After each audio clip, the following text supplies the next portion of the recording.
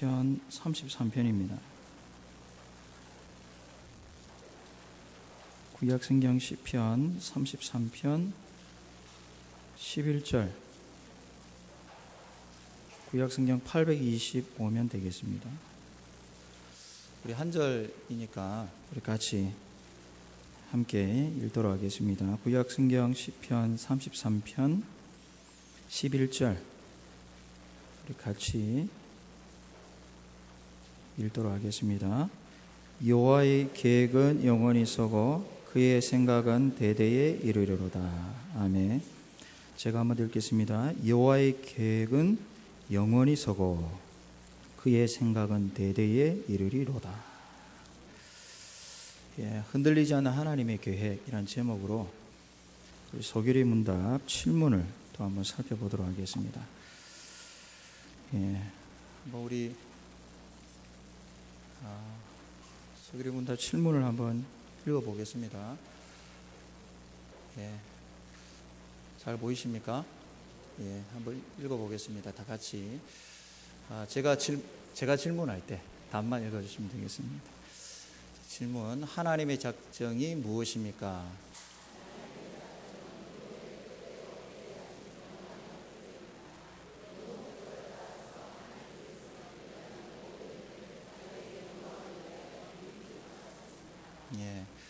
질문은 바로 하나님의 작정에 대해서 가르쳐주고 있습니다.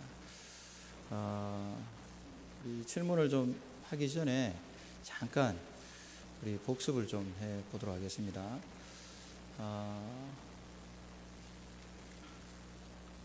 뒤로 한번 넘겨주시겠습니까? 소결의 문답은 107문으로 작성되어 있습니다. 교리 이렇게 하니까 우리가 좀 딱딱하게 와닿는데, 우리 보통 우리 목회 서신에서 이걸 뭐라고 번역을 해나 교훈, 그러니까 똑같은 말입니다. 성경 용어를 그냥 다르게 교리 이렇게 표현한 것입니다. 여기 또 요리 표현했는데, 소요리 문답은 107문으로 작성되어 있고, 이 소요리 문답을 작성한 목적은 그 평신도용으로 신앙교육, 그러니까 성경 교육을 위해서 만든 것이고, 또 우리 주일학교 학생들을 위해서, 또 기초 신앙을 위해서, 또 암송을 위해서 작성한 것이 소요리 문답입니다. 그래서 우리 믿음의 종교 개혁가들, 우리 선배들이 400년 전, 500년 전부터 이렇게 성경을 문답식으로 만들어서 새가족들에게, 또 평신도들에게, 또 자녀들에게 암송을 시키고 가르치는 일에 매진했고 몰입했고, 오늘 루터가 성경 번역을 위해서 인생을, 생명을 바쳤듯이 성경을 가르치기 위해서 이 문답 형식으로 작성을 했습니다. 왜 문답이냐? 고대 철학자들이 어떤 자신의 어떤 지혜나 철학을 전달하는 수사학적 가장 탁월한 방법이 문답이에요. 이건 그때부터, 예수님도 여러분 복음서 읽어보면 제자들과 복음을 가르치기 위해서 대화를 하십니다. 묻고 답하고, 질문했더니 또 예수님도 또 질문하고 답을 하고, 이건 아주 정통적인 가르침의 한 방식이기 때문에 문답 형식으로 만들었습니다. 그래서 소요리 문답을 여러분들이 공부해 보시면, 오늘부터 교리대학이 시작되었는데 주일반은 이 자리가 없을 정도로 지금 인기 강의가 됐습니다. 그래서 여러분 가보시면 이 요리 문답 자체가 아주 단순하고, 또 지금까지 몰랐던 것을 이 문답을 통해서 조금만 배워보면, 조금만 여러분들이 마음을 가지시면, 창세기부터 요한계시록까지 이런 교훈을 가르치고 있구나. 요리 문답이 뭐냐면, 여러분들 다리를 큰 강을 지나갈 때에 난간이 없다고 생각해 보십시오. 난간. 큰 강, 물이 엄청나게 흘러가는 강을 건너가는데 그 약간 좁은 다리를 건너갈 난간이 없다면 두렵잖아요, 그죠? 그래서 그 다른 쪽으로 빠지지 않도록 그 다리에 난간을 세워 놓은 것이 뭐냐? 요리라고 할 수 있습니다. 그래서 이거는 우리가 다른 쪽으로, 성경 바깥으로 질리게 하는 곳으로 빠지지 않도록 우리를 붙잡아주는 그런 교훈이라 할 수 있겠습니다. 그래서 종종 이런 거 많이 듣습니다. 제가 교회를 수년 동안 다녔지만 배운 게 없어서 좀 부끄럽습니다. 이런 말 하신 분이 계셔요. 이게 그런 말 하시는 분은 오히려 더 감사한데 이런 자신의 신앙을 숨기는 게 더 심각하겠죠. 그래서 하나님은 우리 교회에 이런 성경대학, 교리대학 이런 것들을 우리에게 좋은 기회를 주셨어요. 여러분 꼭 이런 기회들을 놓치지 마시고 함께 좀 동참해 주셨으면 좋겠습니다. 소요리 문답 107문을 107문이라니까 너무 많은 거 아니냐. 딱 두 가지입니다. 다음 장 한번 넘겨주시면, 예. 자, 1문부터 3문은 인생의 목적과 성경을 가르치고 있습니다. 여러분, 제1문 다 아시죠? 사람의 제일 된 목적은 무엇입니까? 사람의 제일 된 목적은 하나님을 영화롭게 하고 그를 영원토록, 예. 2문이 무엇입니까? 2문부터 우리는 모릅니다. 예. 2문은 그 하나님을 영화롭게 하고 그를 영원토록 즐거워하기 위해서 우리에게 주신, 교회에 주신 유일한 법칙이 무엇입니까? 무슨 말입니까? 하나님을 영화롭게 하고 그를 영원토록 즐거워하는 것도 내 마음대로 하면, 예, 맞아요, 안 된다라는 거예요. 이것 때문에 교회가 멸망했습니다. 2문을 지키지 못해서 멸망했어요. 하나님 방법대로 하나님을 예배하지 않았기 때문에 여러분, 구약 성경의 북이스라엘과 남유다가 멸망합니다. 예배 때문에 멸망해요. 돈이 없어서 멸망하는 게 아니라, 국력이 없어서 멸망하는 게 아니라, 교회는 예배가 하나님이 명하신 유일한 법칙대로 드려지지 않을 때 교회는 그렇게 멸망해 갔습니다. 그래서 이문은 바로 유일한 법칙이 신구약 성경이다. 이 목록을 쭉 이야기합니다. 그 다음 3문은 뭐냐? 3문은 그 성경이 가르치는 내용이 뭐냐?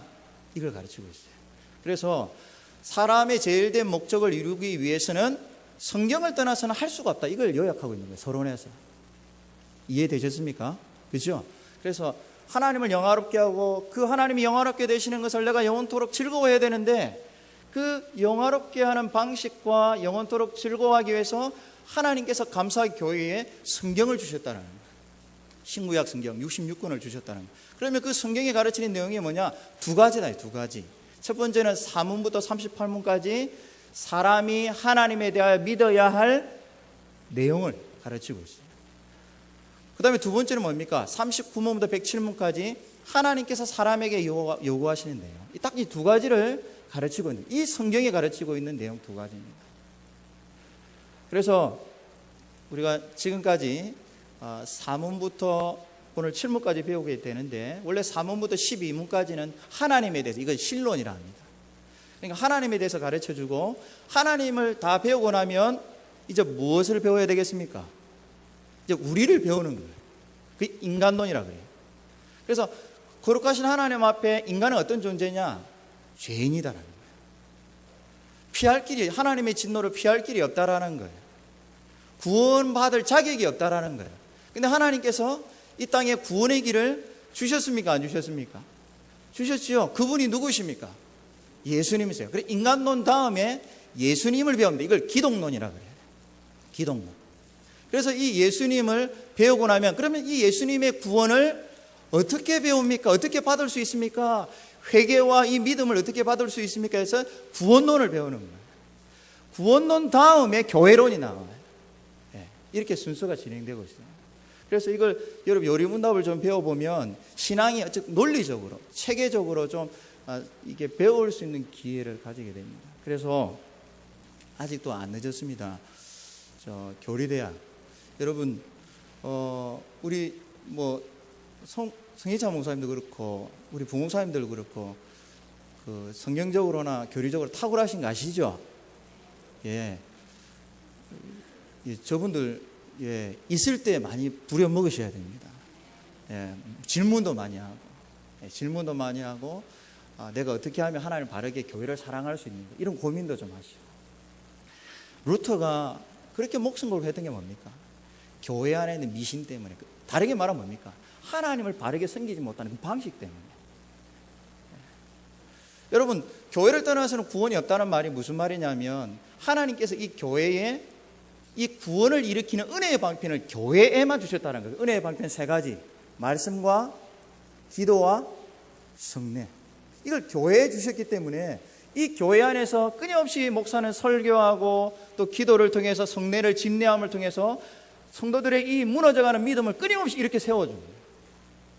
근데 그 당시 천주교 1000년 동안 이 은혜의 방편이 타락하고 하나님을 바르게 섬기지 못하니까 이 성도들이 구원의 은혜를 바르게 받지를 못하는 거예요.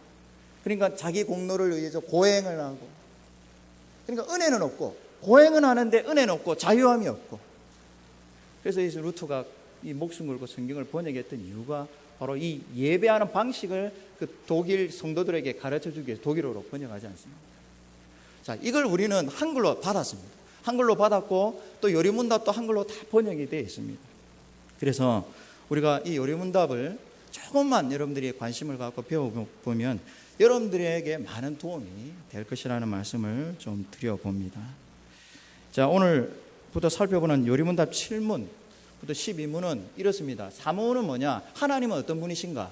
영원하시고 변치 않으시고 지혜로우시고 전능하시고 그런 하나님이시다. 근데 5문은 뭐냐? 그런 하나님 외에 다른 신들이 있느냐? 있습니까? 없습니까? 없다라는 거죠. 우리 하나님은 유일하시고 참되시고 참되신 하나님이시다. 그걸 5문에서 말하고, 그 유일하시고 참되신 하나님은 어떻게 존재하시느냐? 6문에서 어떻게 말하고 어떻게 존재하신다고 가르치고 있습니까? 그 하나님은 성부, 성자, 성령으로 삼위 하나님으로 삼위일체로 존재하신 하나님이다. 왜 삼위일체로 존재하시느냐? 하나님은 거룩하시기 때문에.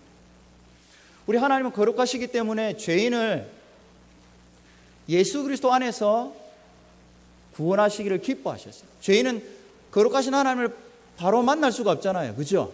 우리는 그 하나님을 바로 만날 수 없기 때문에, 감사하게도 하나님은 정말 인간과 하나님은 너무나도 거리가 멀기 때문에 하나님 편에서 우리를 구원해 주시기 위해서 우리에게 그 하나님을 만날 수 있는 구원의 길을 주셨는데, 그분이 바로 예수 그리스도시고, 그 예수 그리스도를 믿음으로 하나님을 아버지라 부를 수 있도록 오늘도 우리에게 믿음을 일으켜 세워주시는 분이 어떤 하나님이십니까?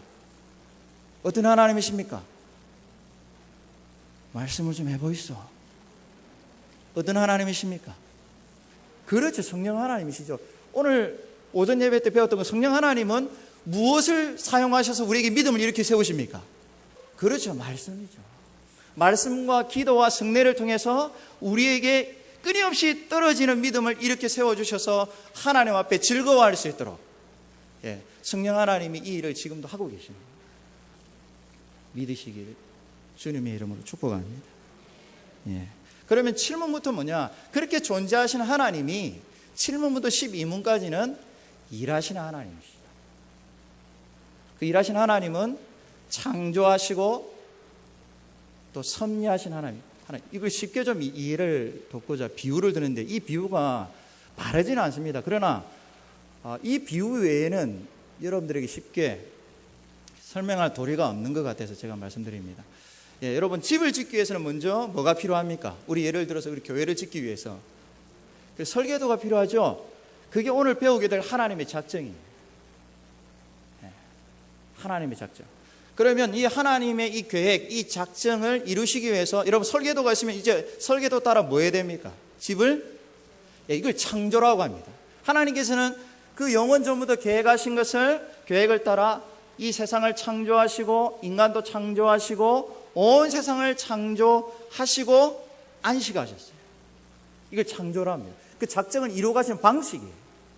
그러면 여러분, 집을 만들어 놨으면, 이제 그 좋은 집을 만들어 놨으면 이제 어떻게 합니까? 그 좋은 집이 곰팡이도 안 끼고 비가 새지 않도록 뭐 해야 됩니까? 관리를 해야 되겠죠? 그죠? 끊임없이 돌아보고 관리하고 집이 잘 지어진 대로 잘 유지되고 있는지, 이걸 하나님의 섭리라고 하는 거예요. 그래서 7문부터 12문까지는 하나님의 작정과 하나님의 창조와 섭리, 하나님께서 이 작정을 창조와 섭리를 통해서 이루어 가시면, 그 하나님은 이 계획대로 이 세상을 창조하시고 또 창조하신 이 세계를 뒷짐지고 계시는 분이 아니다라는 거예요.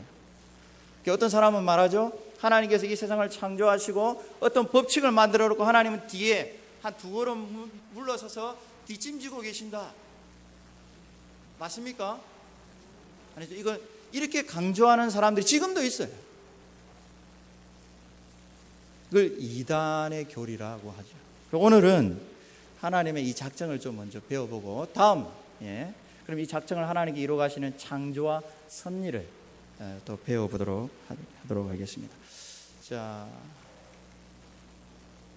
한 번 더 넘겨주실래요? 한 번 더 읽어보겠습니다. 한 번 더 우리 읽어보겠습니다. 제가 질문하겠습니다. 하나님의 작정이 무엇입니까?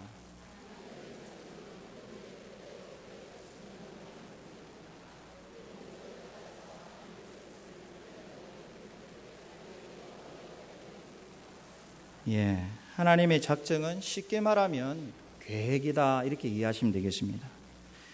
쉽게 표현하면 하나님의 계획입니다. 조금 길게 표현하면 영원한 계획이라고 할 수 있겠습니다.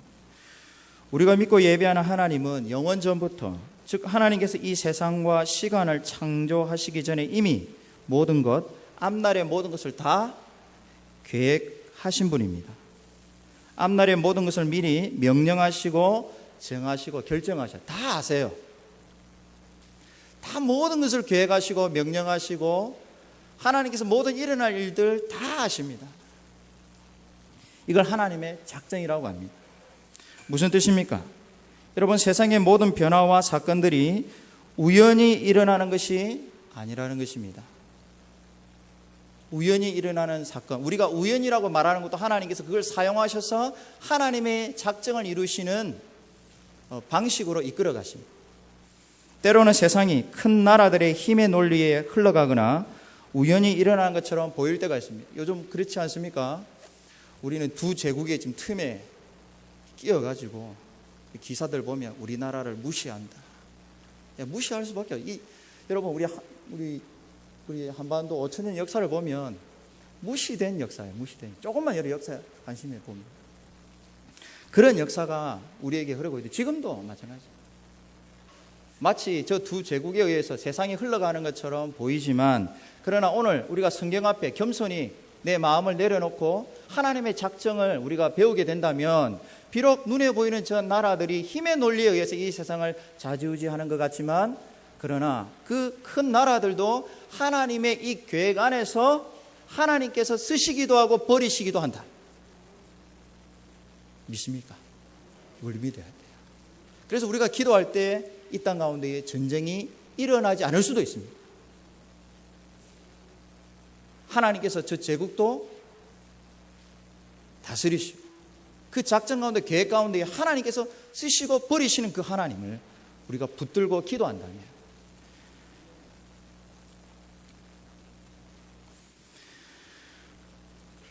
세상의 모든 변화와 일들, 심지어 저 큰 나라들조차도 하나님의 영원한 계획 속에 있고 그 모든 것을 하나님은 아시고 또 통치하시고 계시는 살아계신 하나님이십니다. 우리는 그 하나님을 예배하고 있습니다. 그래서 소위리문답 7문은 바로 이 하나님의 작정교리, 영원한 계획을 가지시고 창조하시고 섭리하시고 지금도 다스리시는 하나님을 계속 묵상하고 배우다 보면 이 작정교리는 큰 위로를 우리에게 줍니다. 특별히 어떤 자들에게? 고난받는 자들에게. 다시 말씀드립니다. 말씀에 순종하다 보면 고난을 분명히 받습니다. 말씀대로 살다 보면 반드시 고난을 받게 되어 있습니다. 손해를 보고 사람들에게 때로는 손가락질을 당하고 멸시당하고 그러나 그 고난 앞에서 이 고난은 우연이 아니구나. 내가 고난 당하는 것은 당연히 말씀에 순종하니까 당하는 고난이고 그러나 이 고난은 잠시 동안이구나. 할렐루야. 잠시 동안이구나. 왜? 하나님은 지금도 그 모든 계획 안에서 창조해 가시고 섭리하심을 통해서 당신의 구원을 이루어 가시는 하나님이시구나. 나를 고아처럼 버려두지 아니하시는 아버지 되시는구나. 그래서 그 고난이 오늘 119편에서 고난당함이 내게 유익이라. 이 하나님의 섭리신앙, 작정신앙이 견고하니까 고난을 당해도 흔들리지 않아요. 흔들리긴 합니다. 그러나 그 작정신앙이, 섭리신앙이 견고한 분들은 그 고난을 당해도 그 고난 앞에서도 예배가 흔들리지 않고 잠수타지 않고 도망가지 않고 하나님 앞에 신실하게 그 하나님의 섭리신앙 앞에 감사하고 노래할 수 있는 거죠. 고난과 환난이 우연히 일어난 사건이 아니라는 그 믿음을 가지게 됩니다. 내가 능력이 없어서 고난당할 수 있습니다. 내가 지혜가 없어서 고난당할 수 있습니다. 내가 바르게 한다고 해도 여러분, 내가 학식이 없어서, 내가 또 가난해서, 또 멸시받아서 능력이 없어서 고난당할 수 있어요. 때로는 하나님 말씀에 순종하다 보면 당연히 고난당할 수밖에 없습니다. 말씀대로 살다 보면. 제가 말씀드렸죠. 옛날에, 과거에, 몇 달 전에. 여러분들, 우리 세금 문제, 다운계약서, 요한계시록에 있는 성도들은 그 황제를 숭배하지 않는 것 때문에 매매를 못했어요. 가난함에 처했어요. 대다수 성도들이 가난함 때문에 그 가난함이 두려워서 신앙을 버리고 황제 숭배에 따랐지만, 그럼에도 불구하고 남은 자들은 끝까지 신앙을 지키기 위해서 가난함에 처하기로. 여러분, 말씀대로 살면 순종하면 반드시 고난이 있어요. 근데 그 고난 가운데에서도 여러분들이 하나님의 이 작정신앙이 견고하다면, 이 세상에 저 황제가 이 교회를 멸망시키기도 하고, 그렇게 하는 것 같이 하나님보다 황제가 더 힘이 센 것처럼 보일지라도, 이 작정신앙이, 하나님의 섭리신앙이 강한 분들은 그 고난 앞에서도 믿음을 저버리지 않습니다.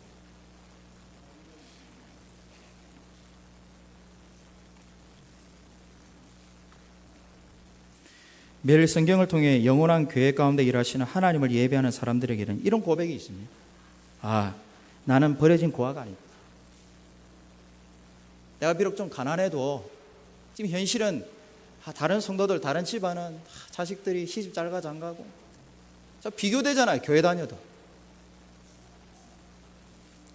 힘들잖아요. 그죠? 근데 우리 작정신앙이, 섭리신앙이 견고하면 이런 고난이 우연이 아니구나.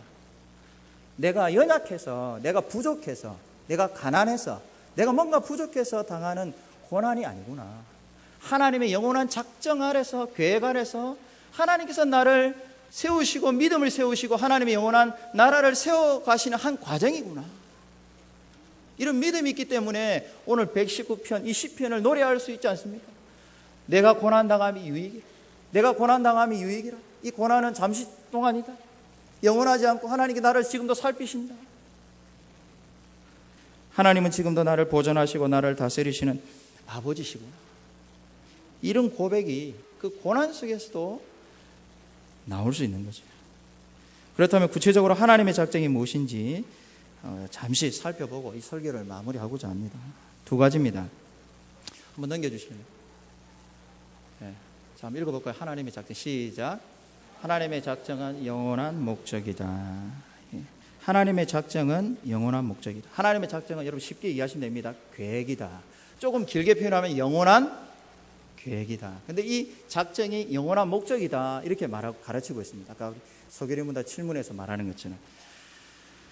무슨 뜻입니까? 이것은 하나님의 계획은 영원히 변치 않는 하나님의 뜻이다라는 거예요. 이걸 정말 여러분 믿으셔야 돼요. 하나님의 계획이 세상에 권력이 있는 사람이나 큰 나라들의 힘의 논리에 의해서, 때로는 거짓말하는 사람들에 의해서, 꾀를 부리는 사람들에 의해서 흔들리거나 실패하지 않습니다. 때로는 그런 사람들 때문에 내가 고난당하고 거짓말하는 것 때문에 내가 모함을 당하지만, 그러나 하나님의 계획은 실패함이 없습니다. 반드시 하나님의 계획은 이루어 가십니다. 하나님은 영원한 목적을 신실하게 이루어 가시는 전능하신 하나님이십니다. 전능하시다 이럴 때는 하나님은 모든 것을 할 수 있어, 이런 표현이 아닙니다. 성경에는 그런 하나님을 전능하시다 하지 않고, 하나님은 당신이 계획하신 것을 반드시 이루시는, 그 계획하신 것은 반드시 이루시는 하나님을 전능하신 하나님이라고 그래요. 아무리 세상이, 인간이 거짓말하고 악을 행하고 그 계획을 무너뜨리려고 사단 마귀가 방해를 한다 할지라도, 하나님은 당신이 말씀하시고 명령하신 이 작정을 반드시 이루시는 신실하신 하나님이시다. 고난받는 성도들에게 이것만큼 위로되는 거 없어요. 내가 바르게 가고 있구나. 내가 비록 지금 손해보고 있지만, 내가 지금 더디지만, 말씀 따라 순종하다 보면 더디잖아요. 불편하잖아요. 불편하고 더디고 사람들에게 인정받지 못하고, 그러나 이 길이 바르구나, 하나님께서 이 길을 작정하시고 이 교회를 이렇게 인도하고 계시는구나, 이 교회 안에서 나를 이렇게 주장하고 계시는구나, 이런 고백을 하는 것입니다. 그래서 말씀에 순종함으로 고난당했던 구약교회 성도들은, 말씀에 순종함으로 고난당했던 구약교회 성도들은, 다시 합니다, 말씀에 순종함으로 고난당했던 구약교회 성도들은 이렇게 노래했습니다.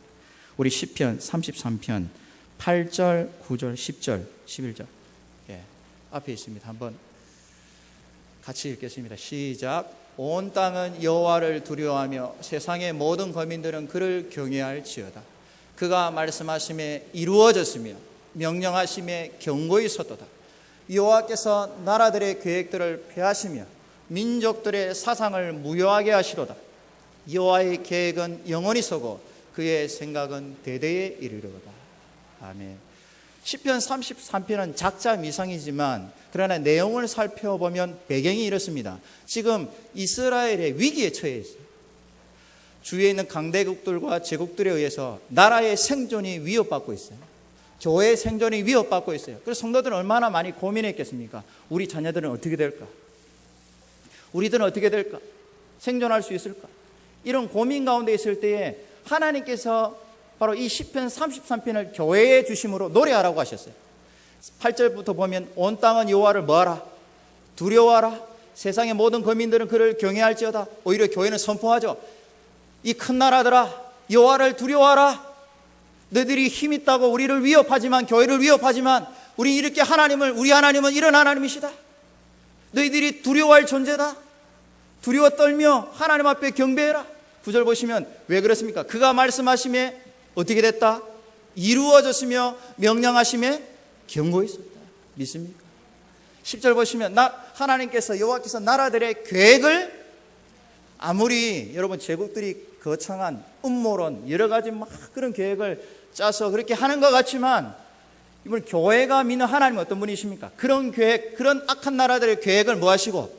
폐하신다. 폐하시고 민족들의 사상, 그들의 꾀를 뭐하게 하시며? 무효하게 하시다. 11절 노래하기를 하나님의 계획, 작정이죠. 하나님의 작정은 영원히 서고 그의 생각은 대대에 이르리로다. 이걸 노래했어요. 비록 두려웠지만, 눈에 보이는 세상은 저 큰 나라, 권세 있는 사람, 돈 많은 사람, 재력이 있는 사람. 여러분 오해는 마십시오. 제가 저 김은 목사는 돈 많은 사람 다 미워하는 것 같다. 저도 돈 좋아합니다. 돈 좋아하죠. 하나님은 저에게 돈 벌 수 있는 길을 안 주셨어요. 저도 배사를 받을 때는 왠지 배사를 안 나올 때보다 더 기분이 좋습니다. 마트 한 번 가고 두 번 가게 되더라고요. 그런 심리가 저에도 있어요. 하나님은 재물을, 돈을 죄라고 말씀한 적이 없습니다. 그것도 복인데, 진짜 복을 붙들지 않고 이렇게 치우칠 때 그게 저주가 될 수 있다. 이해되십니까? 이해되셨죠? 분별을 하는 거죠. 그래서 우리가 아무리 세상이 큰 권력 있는 나라들, 눈에 보이는 큰 나라들에 의해서 이 세상이 이렇게 흘러가고 좀 그렇게 가는 것 같이 보여도 우리는 달라야 돼요. 예수 믿는 사람은 달라야 돼요. 달라야 된다. 그냥 달라지는 게 아니에요. 끝까지 저 말씀을 붙드는 사람이 시각이 달라져요. 여러분, 세계관이라는 것은 해석이 달라지는 거예요. 저 중국과 미국이 큰 나라지만 우리 성경을 통해서 끊임없이 이 말씀을 붙들 때 이 루터가 목숨 걸고 우리에게 전해준 이 종교개혁자들이 이 성경 번역을 통해서 우리에게 전해준 성경을 통해서 세상을 해석하는 눈이 달라지잖아요. 그렇죠? 저 세상 나라도 계획이 있고 음모가 있고 이렇게 하지만, 그러나 하나님은 그 모든 나라들의 계획을 폐하시기도 하시고 민족들에서 꾀를 무효하게 하실 뿐만 아니라 하나님의 오히려 계획이 영원히 서고 그의 생각은 대대입니다. 이런 고백을 예배 때마다 여러분 가정에서도 자녀들이 들을 수 있거든요. 여러분, 자녀들은 눈에 보이는 세상 앞에 흔들립니다. 자녀들은 눈에 보이는 세상 앞에 잘 되는 친구들, 시집가는 잘 되는 친구들 앞에 눈을 들고 비교당하고, 그런 세상 앞에 여러분 자녀들을 어떻게 가르치겠습니까? 아이고 김은 목사, 이제 7살 키워놓고 무슨 자녀 이야기하노? 부끄럽습니다만은 지금도 보니까 말 안 들어요. 예배 안 드리려고 저항을 하고, 가정예배 드리자면 짧게 하자. 벌써 집사람부터 짧게 하자. 이렇게 어제도 이렇게 하더라고요. 짧게 하자. 그렇다고 제가 짧게 합니까? 하나님의 작정을 가르쳐야지. 여러분, 우리 성경은요, 하나님의 작정을 보여주는 거예요. 하나님이 창조부터 요한계시록까지, 그리고 영원까지 영원한 목적을 보여주십니다. 절대로 자랑 아닙니다. 자랑처럼 들으면 큰일 나는데, 가정예배 드릴 때 때로는 우리 초등부 김명선 목사님 설교를 자녀들이 어떻게, 우리 의준이가 어떻게 들었는지, 또 우리 김동현 목사님 유치부 설교를 예본이가 어떻게 들었는지, 예본이는 까먹어요. 어떻게 그 타락한 본성을 따라 살아가는지 까먹어요. 그나마 의준이는 기억을 해놨다가 본문 제목 내용까지. 그래서 제가 하나님이 어떤 분인 것 같냐, 주일날 그렇게 밥 먹을 때 물어봐요. 그 다음에 주중에는 어떻게 하느냐, 그걸 직접 읽게 합니다. 공예배 때. 그리고 해석해 보라고 말합니다. 내가 해석해 준다면. 이걸 왜 하느냐, 이것이 계속 축적돼야 나중에 의준이가 장가가고 나면 뭐 하겠습니까? 아내 불러놓고 자녀들 불러놓고 뭐 하겠습니까? 그 예배야죠. 하나님의 작정 가르치는 거예요. 아버지를 통해서, 또 설교를 통해서, 교회를 통해서, 주일학교를 통해서, 교리대학을 통해서 배웠던 성경 해석이 세계관이 되어가지고 세상을 해석하는 능력이 되어가지고 그가 또 아버지가 되었을 때 그 자녀들에게 복음을 가르치고 하나님의 작정을 가르치는 거야. 야, 세상이 이렇게 큰 나라처럼 잘 되는 사람들에 의해, 힘의 논리에 의해 흘러가는 것 같지? 그래, 그것도 맞아. 하지만 그 모든 것을 하나님께서 허용하시고 또 그것들을 사용하셔서 하나님은 작정을 이루어 가십니다. 하나님은 그 작정을 창조하시면서, 없는 것을 있는 것으로 창조하시면서, 또한 그걸 섭리해 가시면서, 다스리시면서 이 세상을 통치해 가시고 교회를 구원하시고 보존하시고 생존케 하시는 하나님이시다. 의준아, 똑똑이도 이걸 가르칩니다. 하나님의 작정만큼 고난받는 성도들에게 위로가 되는 교리가 없습니다. 교훈이 없습니다. 두 번째로, 같이 읽어볼까요? 시작. 하나님의 작정은 자기의 영광을 위하여 미리 정하신 계획이다. 하나님의 작정은 자기의 영광을 위하여 미리 정하신 계획이다. 그 다음에도 한번 넘겨주세요. 시간이 좀 많이 갔기 때문에 한번 읽어봅시다. 11절 12절 시작. 모든 일을 그의 뜻의 결정대로 일하시는 이의 계획을 따라 우리가 예정을 입어 그 안에서 기업이 되었으니 이는 우리가 그리스도 안에서 전부터 바라던 그의 영광의 찬송이 되게 하려 하심이라. 아멘. 좀 어렵습니다만 모든 일을 그의 뜻의 결정대로, 쉽게 말하면 그의 주권대로, 그의 뜻대로, 기쁘신 뜻대로 일하시는 이의 계획을 따라, 그 작정을 따라 우리가 뭘 입었다? 예정. 이미 창세 전부터 그리스도 안에서 저와 여러분들이 택함을 받았어요. 믿습니까? 근데 이런 게 있어요. 하나님이 2000몇 년도에 훈이가 나를 믿는구나. 그러면 이름 올려줘야지. 제 말이 맞습니까? 틀렸습니까? 이거 분명하셔야 됩니다. 2000몇 년도에 누가 예수 믿구나. 임정민이가 예수를 믿는구나. 임영신이가 예수를 믿는구나. 그러면 올려줘야지. 생명책에 올려줘야지. 미리 보시고 구원하신 거예요? 아니죠. 그렇게 되면 어떻게 돼요? 구원이 우리의 공로가 되죠. 그죠? 그 모든 걸 다 아시지만 하나님은 믿기로, 믿는 것을 보시고 작정하신 게 아니에요. 오늘 정말 좋은 표현인데, 그의 뜻의 결정대로, 기쁘신 뜻대로, 주권이라는 거예요. 믿으시길 주님의 이름으로 축복합니다. 그의 계획을 따라 우리가 예정을 입고 택함을 입고, 얼마나 감사한지 몰라요. 그 안에서 기업이 되었단 말은 하나님의 소유가 되었다. 하나님의 것이 되었다. 그 하나님의 소유가 됐는데, 여기서 뭐 크게 더 길게 할 수는 없지만 그냥 구원받은 게 아니라 우리가 왕같은 제사장이 되었어요. 그냥 구원받은 것이 아니라 하나님을 찬양하는, 예배하는. 그래서 12절 보면 이는 우리가 그리스도 안에서 전부터 바라던 그의 영광에 뭐가 되게 하기 위해서? 찬송이 되게 하기 위해서. 그래서 가난한 자나 병든 자나 하나님의 찬송이 될 수 있습니까? 없습니까? 있지요. 할렐루야. 그래서 교회는요, 교회 나오신 분은 내가 비록 좀 가난해도 병들어도 절대로 사단마귀한테 믿음 뺏기지 마시길 주님의 이름으로 축복합니다. 하나님 앞에 찬송해야 돼요. 여러분들이 입술이 찬송해야 돼요. 제사장의 입은 축복하는 입술이에요. 저주가 나오면 안 돼.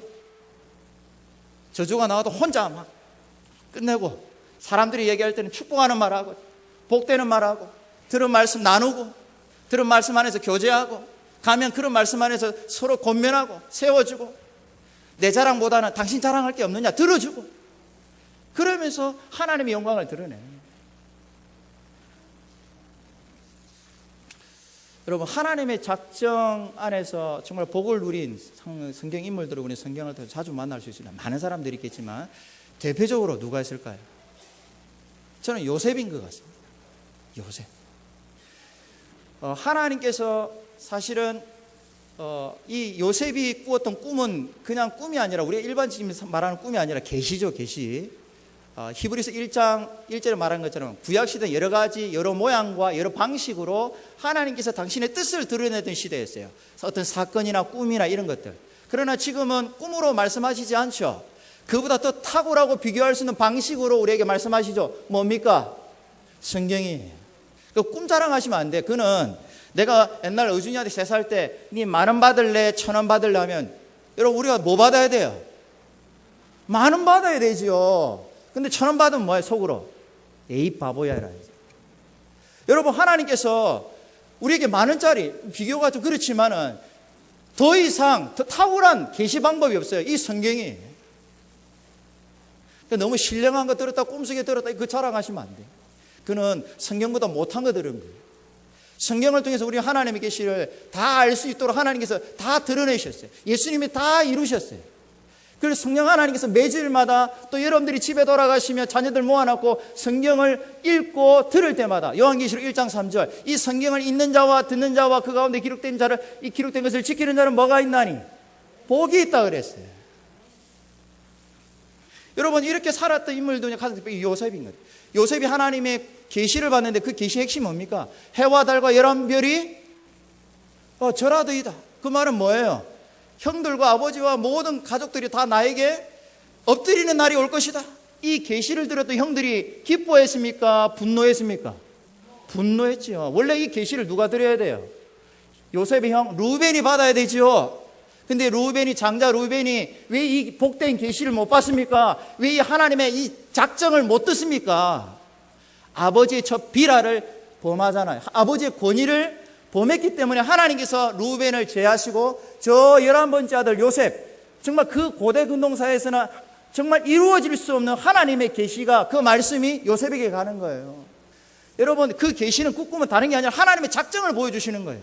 앞으로 너를 통해서 내가 이런 작정을, 이런 구원을 이루어갈 거야. 근데 네가 23년 동안 고난받을 거야. 어떻게 고난받았습니까? 형들에게 죽을 뻔하죠. 쉽게 말하면 성도가 성도를 죽이려고 했어요. 말씀을 받으니까 고난이 온 거예요. 근데 뭐예요?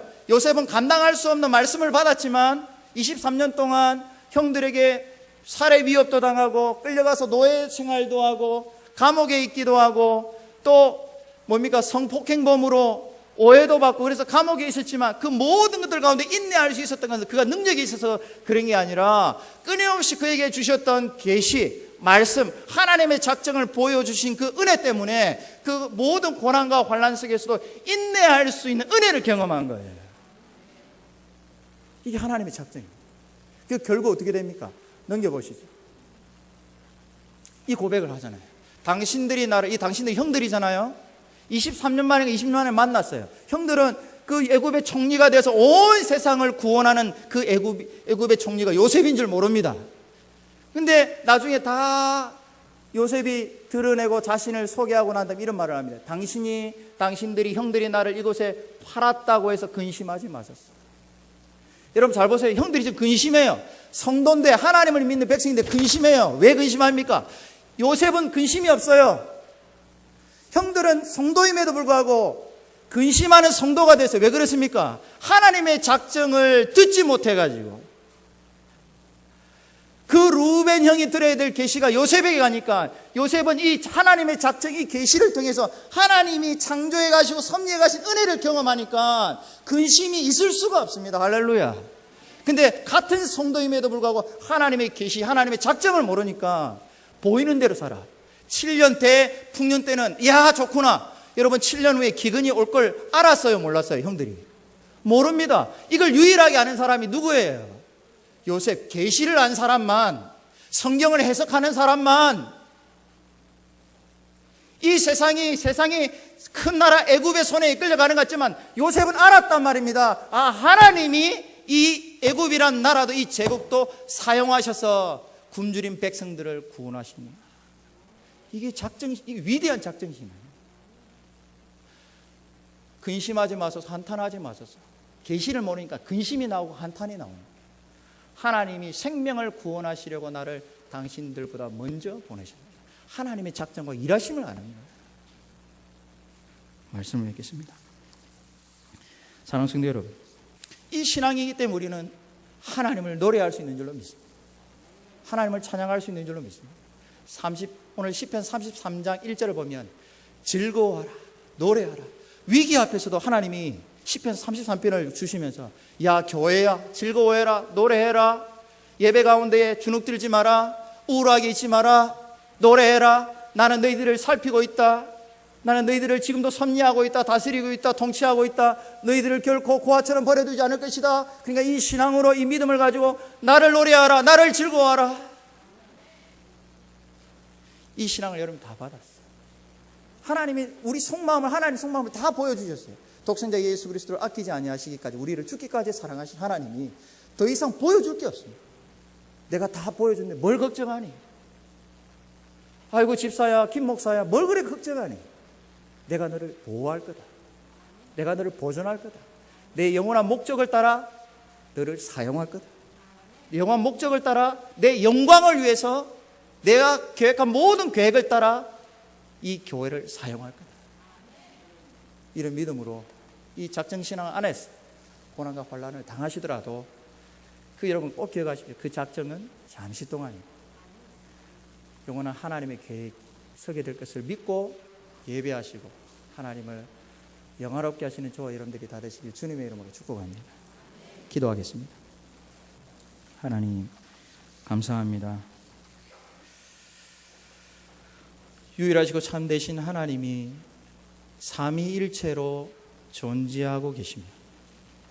또 삼위일체로 존재하시는 하나님은 영원한 작정을 가지고 계획을 가지고 흔들리지 않는 계획을 가지고 지금도 이 세상을 통치하시고 또한 그 계획을 따라 이 교회를 보존하시고 보존하신 이 교회가 찬양할 때에 그 예배를 기쁘게 받으시고 오늘도 우리에게 영원한 계획을 가지고 일하시는 하나님을 노래할 수 있도록 믿음을 주시니 감사합니다.